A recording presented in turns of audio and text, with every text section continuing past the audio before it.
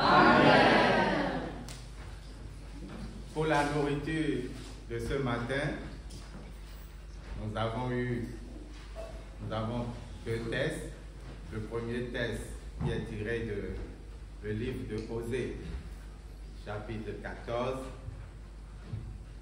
versets 1 à 9. Et le deuxième texte de l'épître de Paul aux Corinthiens, le deuxième épître, chapitre 12, versets 19 à 21. Pour rentrer dans la nourriture, nous allons prendre les deux premiers versets du premier texte et le deuxième verset du second texte. Osée, chapitre 14, versets 1 à 2. Israël, reviens à l'Éternel ton Dieu. Israël, reviens à l'Éternel ton Dieu. Car tu es tombé par ton iniquité. Car tu es tombé par ton iniquité. Apportez avec vous des paroles.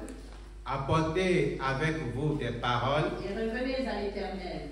Et revenez vers l'Éternel. Dites-lui. Dites-lui. Pardonne toutes les iniquités. Pardonne toutes les iniquités. Et reçois-nous favorablement. Et reçois-nous favorablement. Nous t'offrirons au lieu des taureaux. Nous t'offrirons au lieu des taureaux. L'hommage de nos lèvres.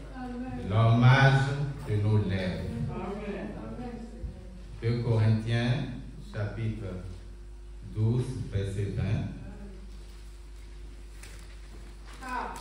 Car je crains de ne pas vous trouver. Je crains de ne pas vous trouver à mon arrivée tel que je voudrais et d'être moi-même trouvé par vous tel que vous ne voudriez pas. Et moi-même trouvé par vous tel que vous ne voudriez pas. Je crains de trouver des querelles. Je tiens de trouver des querelles. La jalousie. Les animosités. Oui. Les médisances. Les calomnies. De l'orgueil. Et des troubles. Voilà. Osée qui dit aux Israélites, revenez à l'Éternel à cause de vos péchés. Et Saint Paul qui s'inquiète de l'état de l'église de Corinthe et a peur de retrouver parmi eux la jalousie, les querelles, les disputes, les rancunes, les médisances, les complots. Voilà la problématique de ce jour. Pourquoi c'est arrivé ainsi? Pourquoi Israël, parce que si on y revient, donc s'est égaré, s'est éloigné de Dieu, c'est pourquoi on dit revient. Mais dès le départ, il faut qu'on comprenne qu'on est plutôt dans une situation où Israël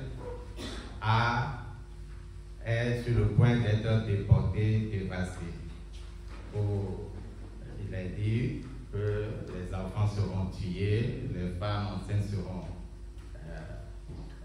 éventrées et tout ça. Donc le châtiment est déjà là. Mais le message qui est en train d'être donné, c'est un message d'espoir pour dire au peuple, pour dire, si vous revenez à Dieu, vous pourrez être encore sauvés. Elle a dit, le reste pourra être sauvé. Mais si nous prenons Deutéronome, chapitre 8, versets 19 à 20, Moïse avait déjà prévenu les enfants d'Israël dès le départ, en disant, voilà, vous allez prendre possession de la terre promise, et Dieu va vous livrer entre vos mains tous ces peuples qui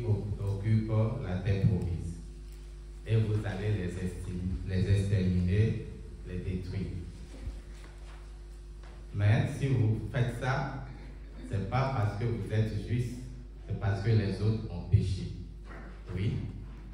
Si tu oublies l'Éternel ton Dieu, Et donc, il est mis en garde pour dire ce qui est arrivé aux autres, ça peut vous arriver aussi.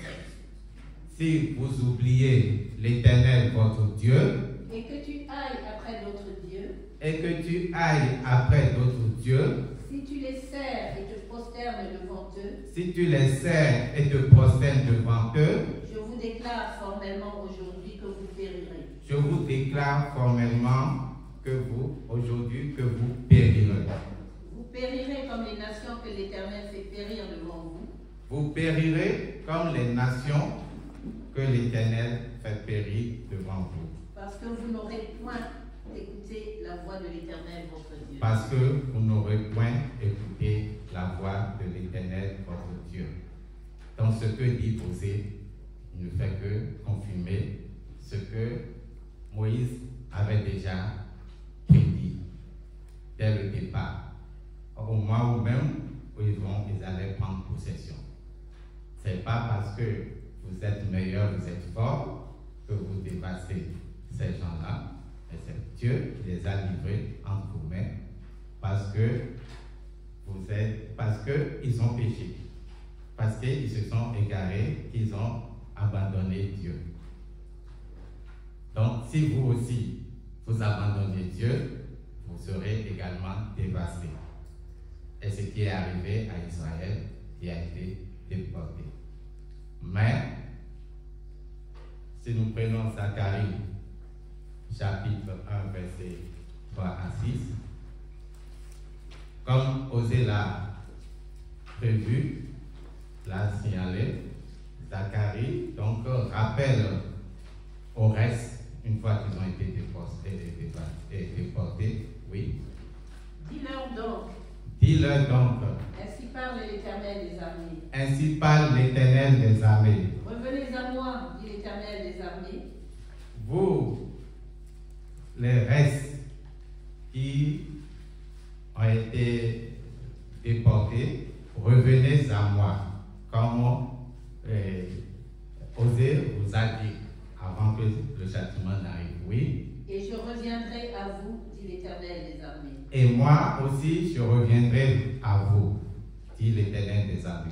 Ne soyez pas comme vos pères, Ne soyez pas comme vos pères, auxquels s'adressaient les premiers prophètes en disant, auxquels Moïse a dit, Osée a dit, et on sait qu'il y a eu beaucoup de prophètes entre Moïse et Osée qui leur ont parlé. Oui. ainsi parle l'Éternel des armées. Ainsi parle l'Éternel des armées. Détournez-vous de vos mauvaises voies, Détournez-vous de vos mauvaises voies, de vos mauvaises actions. de vos mauvaises actions. Mais ils n'écoutèrent pas. Mais ils n'écoutaient pas. Ils ne firent pas attention à moi, dit l'Éternel. Ils ne firent pas attention à moi, à l'Éternel. Continue. Vos pères, où sont-ils? Vos pères, où sont-ils? Et les prophètes, pouvaient-ils vivre éternellement? Les prophètes ne pouvaient pas vivre éternellement. Cependant, mes paroles et les ordres que j'avais donnés à mes serviteurs, les prophètes, mais parce qu'ils pensaient que c'est le prophète même qui parlait.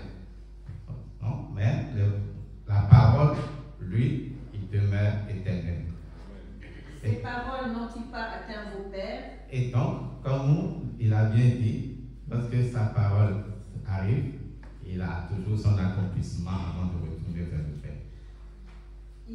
Donc, la parole s'est accomplie. Oui. Ils se sont retournés et ils ont dit. Et ils se sont retournés et ils ont dit. L'Éternel des armées nous a traités. L'Éternel des armées nous a traités. Comme il avait résolu de le faire. Comme il avait déjà dit dès le commencement, à travers Moïse, où il les a déjà prévenus. Oui. Selon nos voies et nos actions. Selon nos voies et nos actions. Donc, la parole de Dieu, lui, il reste fidèle. Il a prévenu dès le départ. Dieu a prévenu dès le départ pour dire, restez fidèles, si vous vous égarez et que vous commencez par adorer d'autres dieux, mais la sanction qui est en train de s'appliquer va s'appliquer également sur vous. Et aujourd'hui, qu'est-ce qui se passe? C'est ce que Paul nous dit dans 2 Corinthiens, chapitre 12, verset 20. C'est que nous aussi, comme les Israélites, nous nous égarons. On va dire, oui, nous n'avons pas d'idole, nous venons dans le temple de Dieu, nous faisons le culte dans le temple de Dieu, on est au culte tous les jours, ou au moins tous les dimanches. Nous portons la soutane, nous récitons nos prières, notre Père, nous faisons ceci, nous faisons cela. Donc, nous ne sommes pas comme les enfants d'Israël qui adoraient les dieux des autres. Mais Christ a dit à la femme samaritaine, le moment est venu où c'est plus dans un temple, dans un truc, ni sur une montagne qu'on va m'adorer, mais Dieu est esprit et ses vrais adorateurs l'adoreront en esprit et en vérité. Donc si on adore en esprit et en vérité, oui, et que Saint Paul dit je crains, et ce que Saint Paul dit lorsqu'il dit je crains, moi je dis est-ce qu'on est encore à ce stade de craindre, puisque c'est déjà là, on le vit tous les jours. Oui, maman, tu peux nous lire le verset 20. 2 Corinthiens 12, verset 20. Car je crains. Oui, je crains de ne pas vous trouver à mon arrivée. De ne pas vous trouver à mon arrivée. Tel que je voudrais. Tel que je voudrais. Qu'est-ce qu'on veut? On dit l'église est basée sur l'amour. Donc, vous devez avoir la paix, l'amour, l'attente, hein, l'entraide. Oui. Mais je crains de ne pas vous trouver ainsi. Tel que je voudrais. Oui. Et d'être moi-même trouvé par vous tel que vous ne voudriez pas. Oui, c'est normal. Si Saint Paul vient et qu'il voit la jalousie et tout ça, il ne va pas les prendre dans les bras, il va s'énerver. Et eux, ils vont dire, ben il vient, il nous critique, il nous... Voilà. Oui. Je crains de trouver des querelles. Je crains de trouver des querelles. De la jalousie. Est-ce que c'est de trouver, craint de trouver? Non, on est déjà dedans. Oui. De la jalousie. De la jalousie. Des animosités. Des animosités. Des rivalités. Des rivalités. Des médisances. Des médisances. Des calomnies. Des calomnies. De l'orgueil. De l'orgueil. Des troubles. Des troubles. Ce qui est grave, c'est que Saint Paul dit je crains, alors que pour nous, c'est devenu normal. On est habitué à ça. On ne s'étonne même plus. On ne s'offusque plus à ça. On voit une maman, une devancière, un devancier, un visionnaire qui s'énerve, qui fait du bruit, qui insulte, des complots à gauche, à droite. Et ça, on trouve que c'est normal.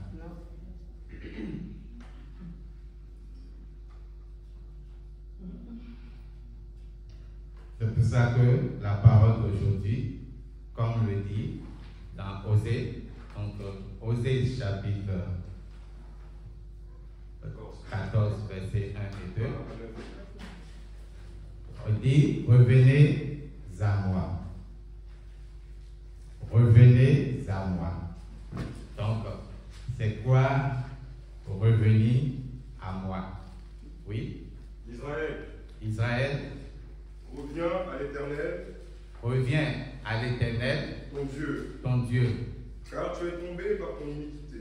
Car tu es tombé par ton iniquité. Peut-être que vous ne voyez pas que vous êtes tombé.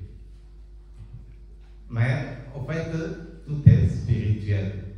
Vous êtes déjà tombé, le fait d'avoir de la médisance à avec ton fils, ton frère, ta soeur, que ce soit au boulot, que ce soit à la maison, que ce soit à l'église, partout. Si tu es arrivé à là, c'est que tu es déjà tombé. Peut-être que vous pensez que tomber, c'est simplement, oui, bon, on n'a pas du travail, on est malade. Oui, c'est pour ça que on a du mal à comprendre pourquoi on est là. On n'est pas là pour être, parce qu'on n'a pas de logement. On dit, oui, si tu viens voir Jésus, on aura de logement. Non, c'est pas pour ça. Oui, excuse-moi, frère. Tu peux continuer. Apportez avec vous des paroles. Apportez avec vous des paroles. Et revenez à l'Éternel. Et revenez à l'Éternel. Dites-lui. Dites-lui. Pardonne toutes les iniquités. Pardonne toutes les iniquités. On va dire, tiens, mais ça c'est bon ça. Puisque tous les jours, nous on récite le psaume 51. Donc, ce qu'il dit, ce que vous avez dit, on le fait. Mais est-ce que c'est cette parole-là?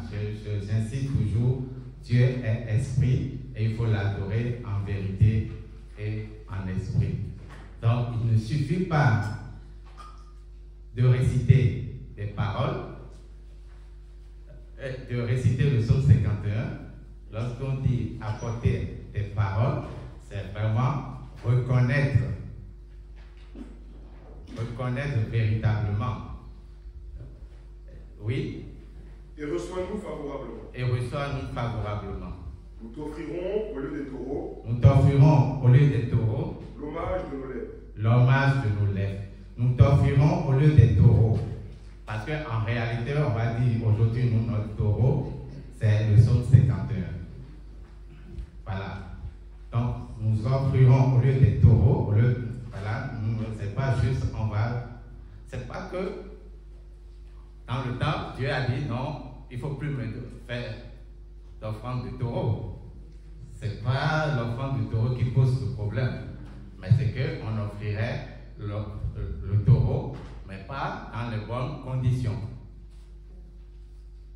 Donc, ce n'est pas réciter le psaume 51 qui est le problème, mais dans quel état on le fait. Donc, c'est dit, on ne dit pas qu'il ne faut plus offrir le taureau entre temps. Et on ne dit pas aujourd'hui de ne pas réciter le psaume 51. Mais avant, ils offriraient le taureau juste parce que bon, on dit, bon, si tu offres le taureau, ton péché est pardonné, et c'est tout. Donc, allez, tiens le taureau, et puis la vie continue. Et aujourd'hui, on récite le psaume 51 et la vie continue aussi. Donc, c'est ça le vrai sujet. Donc, c'est la façon de faire qui est le vrai problème. Et revenez à Dieu. Nous, aujourd'hui, c'est quoi? C'est connaître Christ. C'est connaître Christ. Et en réalité, nous ne connaissons pas Christ. Vous ne connaissez pas, lorsqu'on dit Jésus-Christ, oui, on vient adorer Jésus-Christ. Comment vous le voyez? C'est qui Jésus-Christ? Est-ce que c'est juste un monsieur avec une couronne d'épines sur la tête? Est-ce que c'est quelqu'un comme on le voit là, avec auréole sur la tête? Est-ce que c'est de ça qu'il s'agit? Comment? Parce que si on prend un peu de recul, Jean 14, verset 21-22. Si on prend un peu de recul, celui qui a mes commandements, celui qui a mes commandements et qui les garde, c'est celui qui m'aime. C'est celui qui m'aime. Et celui qui m'aime sera aimé de mon Père. Celui qui m'aime sera aimé de mon Père. Je l'aimerai. Je l'aimerai. Je me ferai connaître à lui. Voilà. Non, c'est pas fini. On arrive sur le sujet. Et je me ferai connaître à lui. Comme j'ai dit, il faut qu'on connaisse Christ. Oui. Et Jude. Non pas l'Iscariote. Non pas l'Iscariote, oui. Lui dit. Donc, Jude, un de ses disciples, qui est tout le temps avec lui, dit Seigneur, d'où vient que tu te feras connaître à nous? D'où vient que tu te feras connaître à nous? Et non au monde. Et non au monde. Jésus lui répondit. C'est bon. D'où vient que tu te feras connaître à nous et non pas au monde? Parce que nous, on est tout le temps avec toi. On marche, on parle. Donc, on te connaît. On sait que tu es, c'est pas, si c'est 1m20, 1m50, si tu es noir, si tu es blanc, on te connaît. Donc, d'où feras-tu que tu te feras connaître encore à nous? On te connaît déjà, on vit avec toi, on te connaît. Et pourtant, il dit, celui qui garde ma parole, je me ferai connaître à lui. Donc, c'est pour ça que je pose la question, est-ce que véritablement nous connaissons Jésus-Christ? Parce qu'il ne s'agit pas, parce que je suis sûr que vous dites, ah ok, le Christ, comme vous attendez peut-être si vous allez voir le Christ, c'est qu'il va se présenter à vous, comme vous voyez souvent, c'est dessiné, dès qu'on voit ça, on sait que oui, c'est le Christ, on voit ça, on sait que c'est le Christ, qu'il va se présenter à vous comme ça, quoi. Et que c'est ça le Christ, notre fondation dit le Christ, c'est ça. Non. Et si, regardez, normalement, on le voit, après ce passé, Jean 14, c'est les paroles qui disent avant qu'il soit crucifié. Et on a vu à la résurrection comment ce fait que beaucoup le voyaient. Regardez les disciples, ceux qui ont marché avec lui sur la route là, les deux disciples qui marchaient sur la route de Jésus, d'Emmaüs, voilà, les disciples d'Emmaüs. Mais comment des gens qui ont été tout le temps avec Jésus, ils marchent, il est avec eux, ils marchent et ils ne le reconnaissent pas. Donc vous pensez qu'il est apparu à eux comme eux le voyaient physiquement avant tout le temps? Non. Sinon, je vois cette papa voilé, je le vois tout le temps, mais je ne l'ai jamais vu en costume. Même s'il a porté costume, cravate, je vais le reconnaître. Je ne peux pas faire 5 minutes, 10 minutes, 20 minutes avec lui sans le savoir que c'est lui. Donc, s'ils n'ont pas su, c'est parce que ce n'est pas le physique qui. Voilà. Et pareil, lorsque Pierre a dit je vais aller pêcher et que les autres sont allés pêcher, qui n'ont pas trouvé de poisson, et que Jésus est venu au bord de la plage et le palais, est-ce que vous avez fait, que faites-vous? On veut pêcher, on n'a pas trouvé, jetez le truc là. Mais lorsqu'il discutait avec la personne là, pourquoi ils n'ont pas reconnu quand même Pierre qui a vécu tout le temps avec eux? C'est ce que Jude dit. Comment se fera-t-il que tu te feras connaître encore à nous? On te connaît. Donc, c'est ça. Et ce qu'il faut, pour comprendre ça, il faut plutôt encore aller plus loin. C'est que, même nous-mêmes, il faut qu'on comprenne ce que nous sommes. Parce qu'en réalité, Joël Amoussou, c'est pas celui que vous voyez devant vous comme ça. Parce que l'homme, c'est une âme, un esprit qui a une âme qui vit dans un corps. Donc le corps n'est pas nous-mêmes. Le corps n'est pas nous-mêmes. Nous-mêmes, c'est l'âme qui est en nous, qui est nous-mêmes. Et c'est pour ça que même parfois, tu peux être là, et la façon dont tu te comportes, on va dire, tiens, on dirait que c'est quelqu'un d'autre. Voilà. Et même parfois, un autre esprit peut prendre ton corps et tu vas dire des trucs, faire des trucs que toi-même tu ne peux pas faire. Donc le corps n'est pas nous-mêmes. Donc si tu veux connaître Christ, ce n'est pas un corps physique. pour reconnaître Christ. Christ, je peux reconnaître Christ à travers le maître de cœur, Maman Gloria, Maman Germaine, Maman Elisabeth. Je peux à un moment ou à un moment donné voir Christ à travers eux, parce que Christ peut passer même à travers eux pour me parler. Donc si je dis je prie Christ, j'adore Christ, je prie, il ne me répond pas. Alors que Maman Germaine est venue me parler, je dis bon, ça c'est Maman Germaine. Donc c'est que je n'arrive pas à reconnaître, au moment où Christ est en train de me parler, le reconnaître. C'est pas, on n'a pas les détails, mais je suis persuadé que lorsque Christ s'est révélé à Ochofa, c'est pas un blanc blond avec des yeux comme ça. On est d'accord? On est d'accord. Donc, le Christ, c'est pas ça, le Christ. Donc, le Christ, c'est quelque chose de plus important, il est esprit,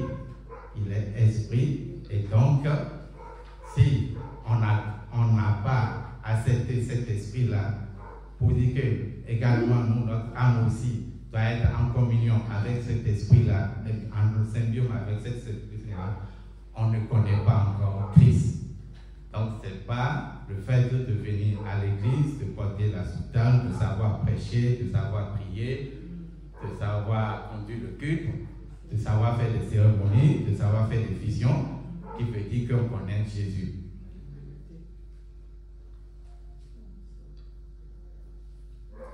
Jean 15, verset 5 à 10. Je suis le sept. Je suis le sept. Vous êtes les savants. Et nous sommes les savants. Si on veut être avec Christ, il faut qu'on soit relié à lui. Oui? Celui qui demeure en moi. Celui qui demeure en moi. Et en qui je demeure. Et en qui je demeure.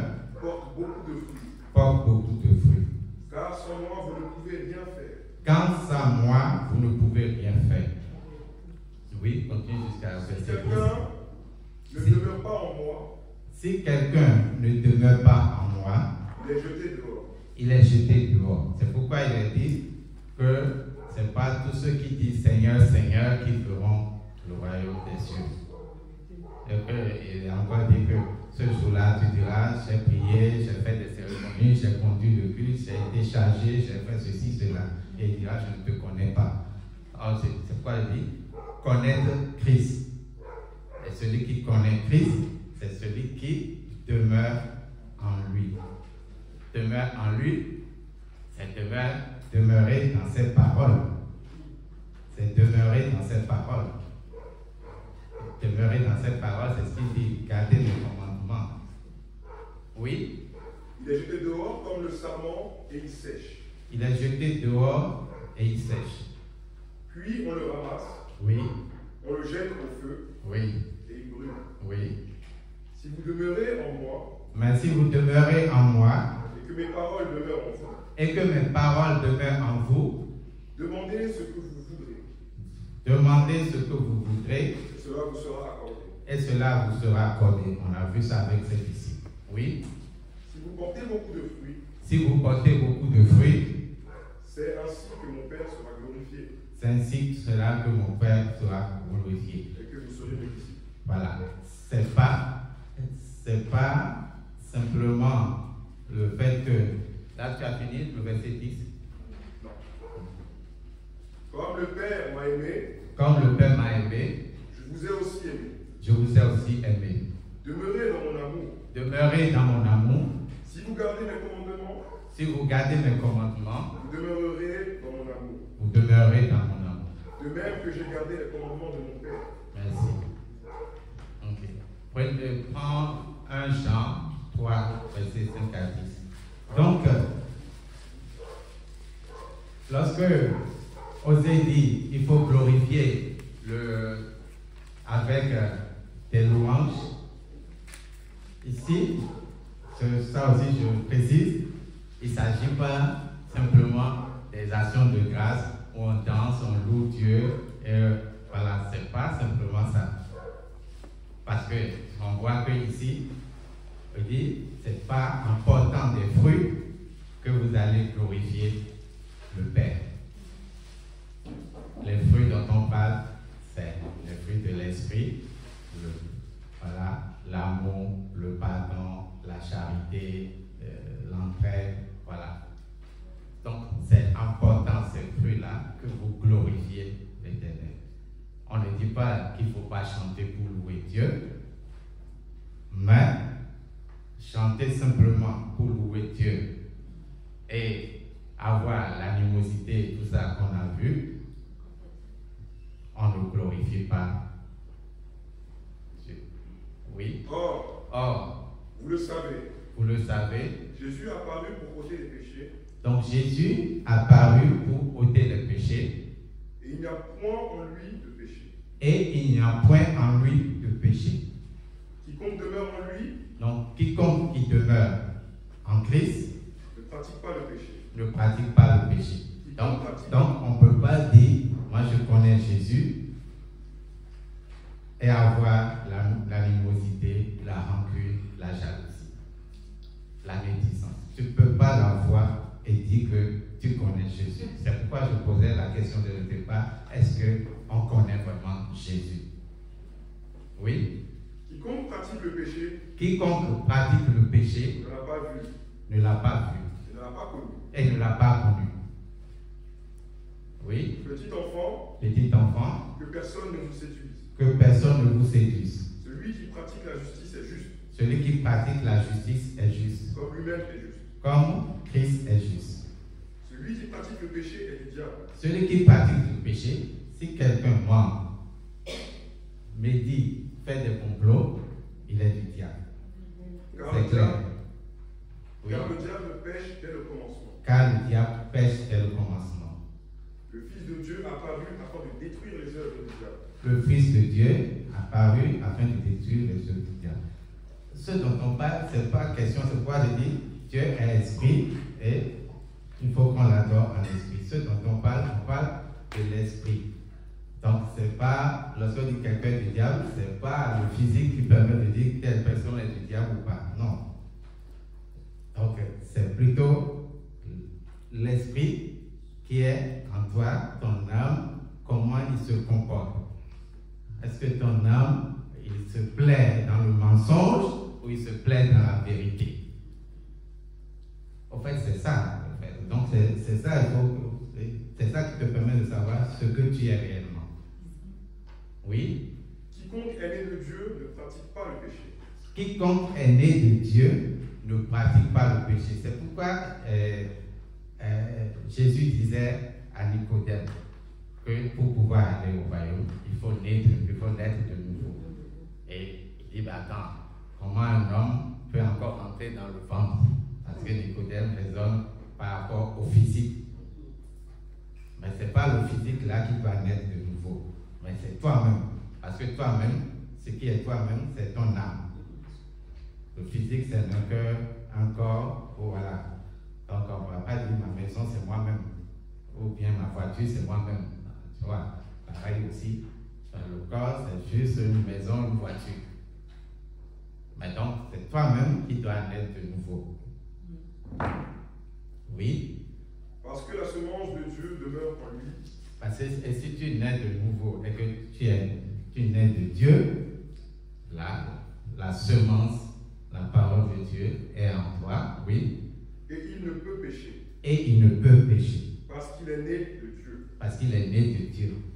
Et ça veut dire parce qu'il a connu véritablement Christ. Oui.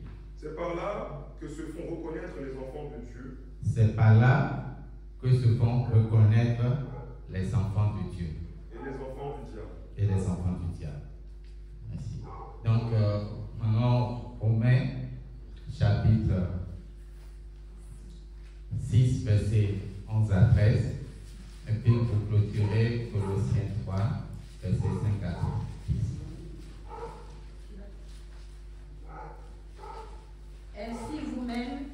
Ainsi vous-même, regardez-vous comme mort au péché. Regardez-vous maintenant comme mort au péché. et comme vivants pour Dieu en Jésus-Christ. Puisque on a fait le baptême, on a renoncé au péché. Parce qu'on plonge et on sort et je suis mort. Voilà. Donc, puisque tu es mort au péché, ça veut dire que le péché ne peut plus vivre, n'a plus de vie en toi. Donc, tu ne peux plus vivre en toi. Donc, comment se fait-il qu'il y a encore des jalousies, des animosités? Moi, le problème parmi vous n'est pas le problème, mais en toi qui est le problème. Que d'autres ont des animosités, des jalousies et tout ça, c'est pas le problème parce qu'il a dit, il s'est glissé parmi vous aussi, Satan aussi met pour lui dedans. Donc on ne va pas être tous ici et penser que Satan ne va pas mettre pour lui. Donc, mais le vrai problème, c'est toi. Pourquoi il y a de la jalousie alors que tu es mort au péché? Oui? Que le péché ne règne donc point dans votre corps mortel. Le péché ne doit plus régner. Donc c'est toi-même. C'est ça.